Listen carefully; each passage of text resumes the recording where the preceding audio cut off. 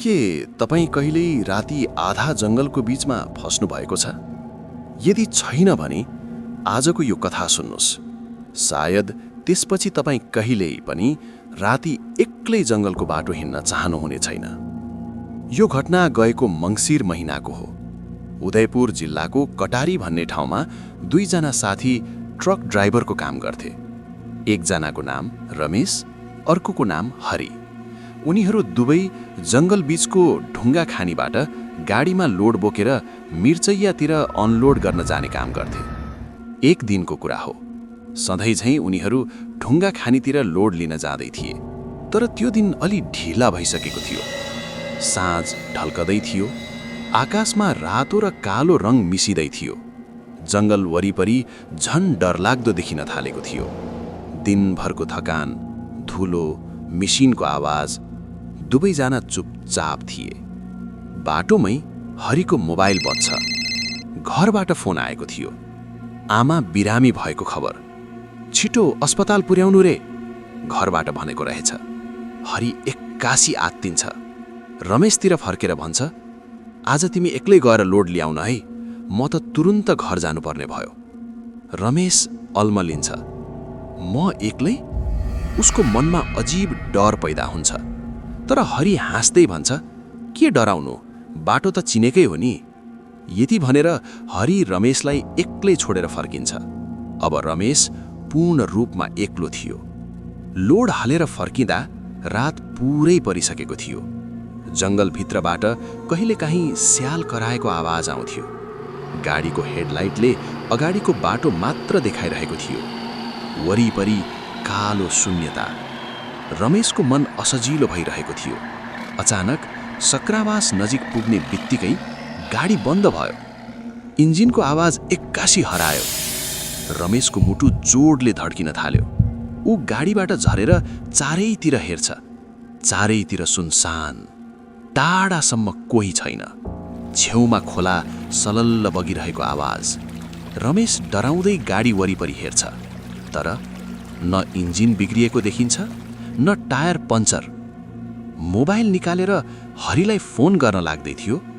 ठ्याक्कै त्यही बेला गाडी आफै स्टार्ट भयो। रमेश झस्कियो। मैले त चाबी नै घुमाएको थिइनँ, कसरी स्टार्ट भयो? उसको मनले भन्यो, यहाँ बस्नु हुँदैन। फोन नगरी गाडी चढ्यो र अघि बढायो। केही पर पुगेपछि हेडलाइटको उज्यालोमा बाटो छेउमा एक्लै उभिएकी केटी देखियो। सेतो लुगा, कपाल अगाडि झरेको, अनुहार प्रष्ट थिएन। उसले हात उठाई भन्छे, दाई, अलिकति परसम्म लिफ्ट दिनुहुन्छ? रमेश मनमनै सोध्छ, यत्रो राति जङ्गलको बीचमा यो केटी कहाँबाट आयो? तर एक्लै भएकाले साथी पाउँदा राम्रो होला भन्ने सोचेर रमेशले गाडी रोकेर लिफ्ट दिन्छ। केटी मुस्कुराउँदै गाडीभित्र बस्छे। गाडीभित्र अचानक चिसो बढे जस्तो हुन्छ। रमेशको सासबाट सेतो वाफ निस्किए जस्तो लाग्छ। यति राति एक्लै? रमेशले सोध्छ। केटी बिस्तारै भन्छे, घरमा झगडा परेर रिसले बाहिर निस्किएकी थिए। तर जङ्गलको बाटोमा बाटो नै बिर्सिए। घर कहाँ हो त? रमेशले सोध्छ। केटी भन्छे, यही बाटोमै। अनुत्तर अधुरो। केही बेरपछि रमेशको नजर बाटो छेउको एउटा बोर्डमा पर्छ। बोर्डमा लेखिएको थियो, सावधान, यो क्षेत्रमा केही वर्ष अघि एउटी युवतीको हत्या भएको थियो।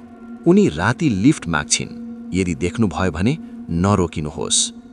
रमेशको रगत जमे जस्तो हुन्छ। ऊ डरले काप्दै छेउको सिटतिर फर्किन्छ। तर त्यहाँ कोही थिएनन्। सिट खाली। केटी हराइसकेकी थिइन्। रमेशको मुखबाट एक शब्द पनि निस्कदैन। हात स्टेरिङमा काँपिरहेको। डरले गाडी तीव्र गतिमा कुदाउँछ। तर अचम्म 5 मिनेटपछि फेरि उही बोर्ड। 10 मिनेटपछि फेरि उही जङ्गल। जति पटक भाग्छ उति पटक त्यही ठाउँमा पुग्छ।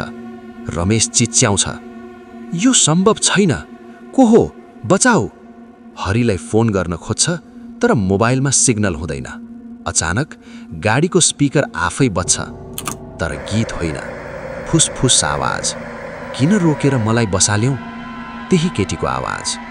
रमेश डरले गाडीबाट झर्छ र कराउँदै जङ्गलतिर भाग्छ। डरले मोबाइल पनि बाटोमै खसाल्छ। खोलामा भएको डल्सिन ढुङ्गा ठोक्दै खोलाको छेउछाउ हुँदै चिच्याउँदै भाग्छ। केही पर पुगेपछि उसले हातमा आगो बोकेको एउटा बुढो मान्छे हिँडिरहेको देख्छ।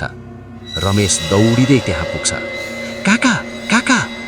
बुढो मान्छे फर्केर हेर्छ, तर त्यही केटीको अनुहार। रमेश त्यही ढाल्छ। भोलिपल्ट बिहान त्यो गाडी पल्टिएको अवस्थामा भेटियो, तर रमेशको शरीर कहिल्यै भेटिएन। स्थानीय भन्छन् आज पनि त्यो बाटोमा राति लिफ्ट माग्ने केटी देखिन्छे, र जो रोक्छ उनी पनि त्यही बाटोमै हराउँछन्। यदि तपाईलाई यो कथा मन पर्यो भने कृपया लाइक, कमेन्ट र शेयर गर्न नभुल्नुहोला। यस्तै डर लाग्दा रहस्यमय र रोचक कथाहरू सुन्नका लागि हाम्रो च्यानल नसुनेको कथालाई सब्स्क्राइब गर्नुहोस्। धन्यवाद।